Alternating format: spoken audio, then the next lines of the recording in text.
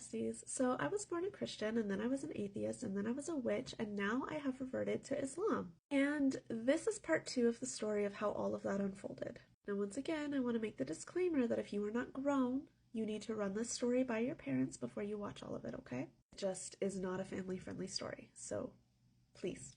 Now, where I had left off, I had just found out that I was expecting a child after I was assaulted by a man. I really want you guys to understand how that feels. I had just survived a vicious attack on my body, and I almost didn't survive. I hadn't been diagnosed with PTSD yet, but I certainly had it. I was jobless, and there was a monster illness that nobody knew anything about that was completely shutting the world down. Up until that point, I had never felt fear like that in my life. And keep in mind, I still considered myself an atheist at this point.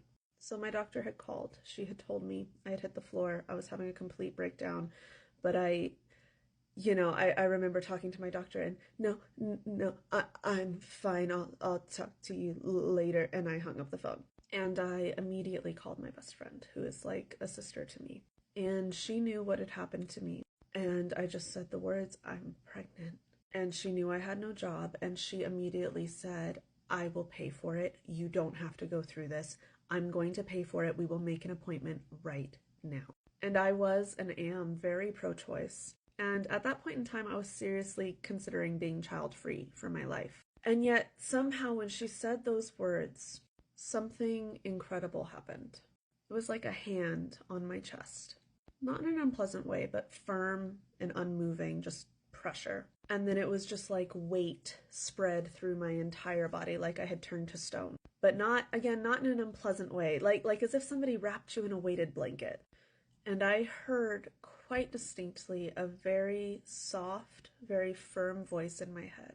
And the voice said, you will have this baby will live, and you will love him. And with that, an absolute certainty just spread through my body, like a light. Like if the first feeling was like stone, the second feeling was like a light. And I told my friend, no, I'm keeping it. And you need to know the level of shock that everybody had over me making that decision. Because I was not the girl who would make that decision. But from that very first day, that very first moment, I was absolutely certain. And I have never once wavered in that certainty. And at this point, I want to jump in and say that I struggled with sharing this story publicly because this is not just my story, this is my son's story. And I want to say to anybody who hears or spreads this story, my son cannot help where he came from. My own father is a terrible person. So many people have fathers who are terrible people. I won't even insult the person who did this publicly because my son has a genetic link to that person. And whatever terrible decisions he made, many of us are capable of terrible decisions in the right circumstances. So what I'm saying is be respectful of my child. We can move on with the story now. I managed to get a job. I managed to get housing. And for a while, it seemed like things were going to get better. I got into therapy, but I was alone. I was pregnant. I'm crying again. It's hard going through that by yourself. I mean, my family supported me, but when I went home to an empty house. So anyway, I was terrified to have this baby in a hospital. Not just because of this insane virus that was going around, but because I was so scared that I would end up with a male doctor or a male nurse or a male anything when I went into labor.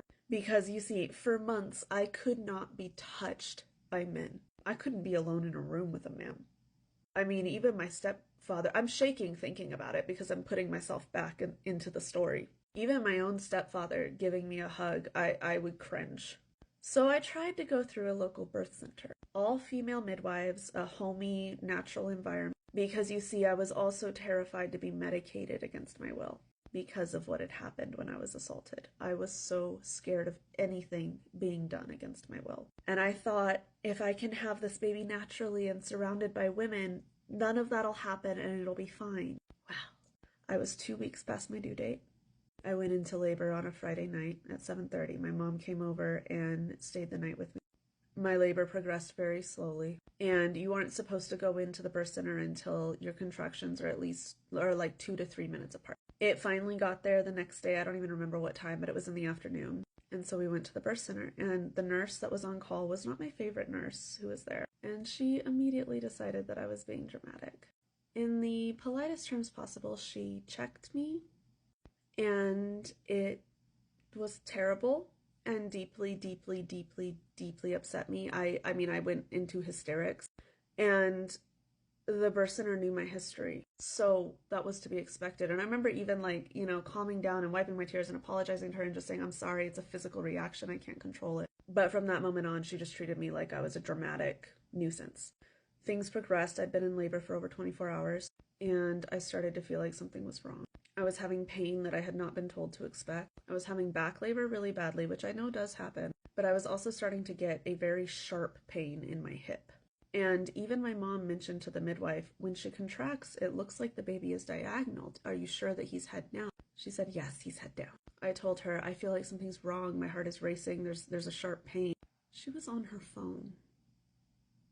She was on her phone the whole time, and she barely glances up from her phone and looks at me and says, yeah, well, labor hurts. It got to a point where I completely could not cope. I was screaming. I was fainting. They had a bed, and I was laying on it with my mother, just clinging to her. And I would pass out, and I would come to scream, and then I would pass out again. And the contractions did not have a break between them. It was like one long, like they would peak and come down a little bit and then immediately peak again.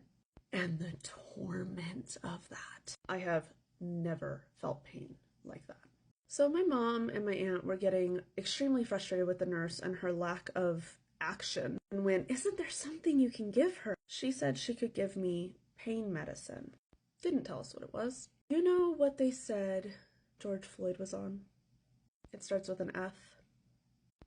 She injected me with that without telling me what it was. Now, that is permissible as a pain relief in labor, but only when the baby is very close to being born, because it is extremely dangerous for both the mother and the baby. And at that point, I completely lost my ability to cope whatsoever, because once again, I was paralyzed. It did nothing for the pain. My mom says that I just went limp, but I was still screaming. So, alhamdulillah, she and my aunt made the decision to take me to the hospital.